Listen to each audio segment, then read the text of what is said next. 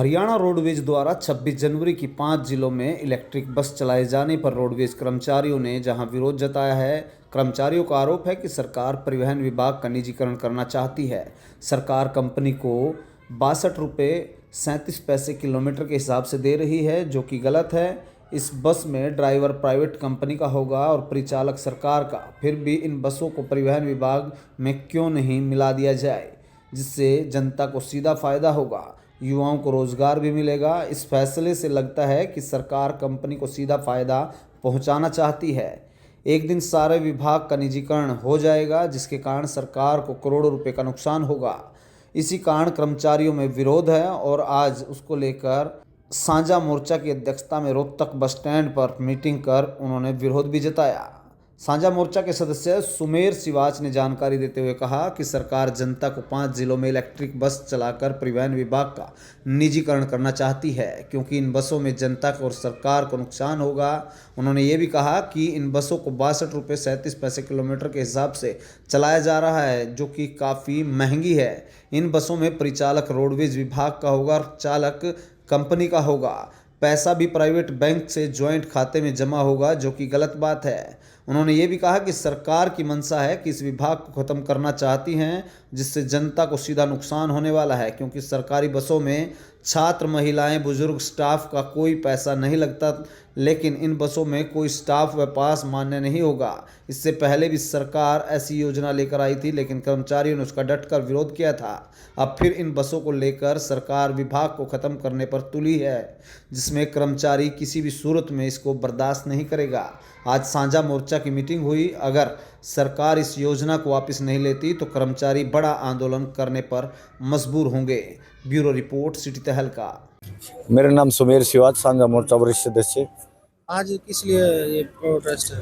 आज साझा मोर्चा के आह्वान पर 5 डिपो में जो सरकार का फैसला है कि ये जो इलेक्ट्रिक बस चलाएगी, ये प्राइवेट कंपनी की बसें हैं और बहुत महंगी बसें हैं और आम जनता का नाम सुविधा के नाम से शहरों में चलाने का जो बात कर रही है सरकार, मेरे ये समझ में नहीं आ रही। लगभग 180 करोड़ के लगभग जनता देश में है और उसमें से गरीबी की रेखा से नीचे के जो लोग 5 किलो अनाज लेकर के गुजारा करते हैं, वो इस एसी बसों में कैसे सफ़र करेंगे।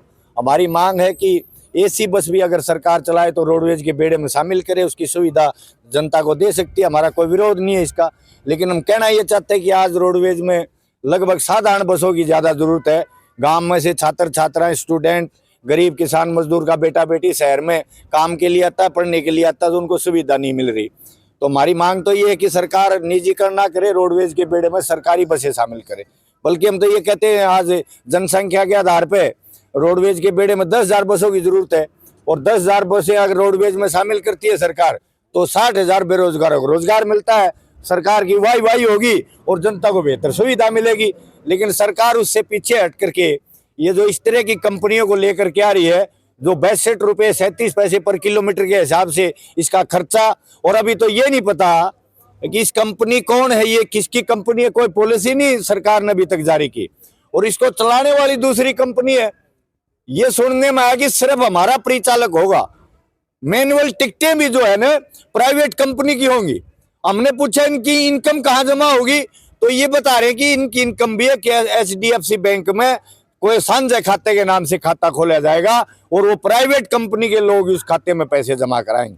मशीन हमारी, कंडक्टर हमारा, मैनुअल टिकट इनकी, वो पैसे किसके पास जाएंगे। एक तरफ ये कह रहे हैं कि हमने 62 रुपये 37 पैसे किलोमीटर के हिसाब से इन बसों को हायर कर रखा है। आप देख ही रहे हो ये बस खड़ी है, यहाँ पे इलेक्ट्रिक का जो सिस्टम लगा है इसमें लाखों रुपये अभी तक सरकार खर्च चुकी है और हमारे इस जगह पे अगर प्राइवेट बस से है किलोमीटर से हायर की है तो ये पहले से चल रही 26 रुपये कुछ पैसे में। ये बाहर काम होता है, बाहर वाले अपने मैकेनिक इनके, कंडक्टर हमारा है, उस हिसाब से भी हमें समझ नहीं आ रहा है ये पॉलिसी क्या है।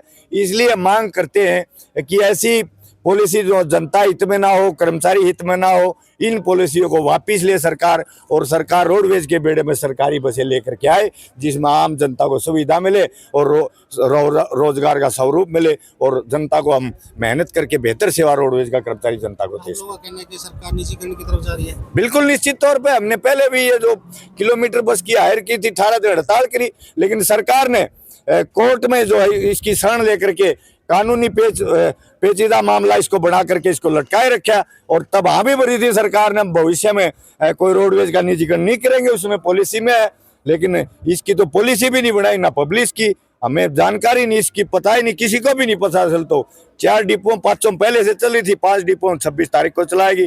गणतंत्र दिवस है, हमें तो उम्मीद थी कि सरकार जो है गणतंत्र दिवस पर प्रधानमंत्री देश में वहाँ लाल किले से ऐलान करेगा कि इस देश के सरकारी महकमों का निजीकरण नहीं होगा और रोजगार के जितने भी खाली पद पड़े वो भरे जाएंगे, लेकिन सरकार उल्टा ये जो गणतंत्र के दिवस के दिन जो है ना प्राइवेट बसों को जो चला रही है, हमारे तो ये समझ में नहीं आ रही सरकार की पॉलिसी। सरकार जनता की एक पूंजीपतियों की, ये आप देख लो, ये तो पूंजीपति को मुनाफा सीधे सीधे दिख रहा है कि सब सारे आगे का। हमारी 3 तारीख की मीटिंग है साझा मोर्चा की, उस मीटिंग में विचार विमर्श करके आगामी कोई न कोई बड़े आंदोलन की घोषणा हम उसमें करेंगे। और हमारी ये मांग नहीं, मांग तो हमारी 10 साल से पीछे से कर्मचारियों की मांग मुद्दे, बहुत बोनस नहीं मिला हमें, कच्चे कर्मचारी पक्का नहीं करा, चालक परिचालक लिए पक्का वेतनमान पेंडिंग है, सरकार ने हाँ रखी है लेकिन वो लागू नहीं करी। नई नई पॉलिसी लेके आ रही है सरकार, और सहमति जताई सरकार ने कि आपकी मांग ठीक है। और अब तो 8वां वेतन आयोग आ गया, अब सरकार से मांग करते हैं कि 8वां वेतन स्वतंत्र वेतन आयोग गठन करे हरियाणा सरकार, जो जिन कर्मचारियों वेतन में संगतियां है उसको इसमें दूर करे सरकार।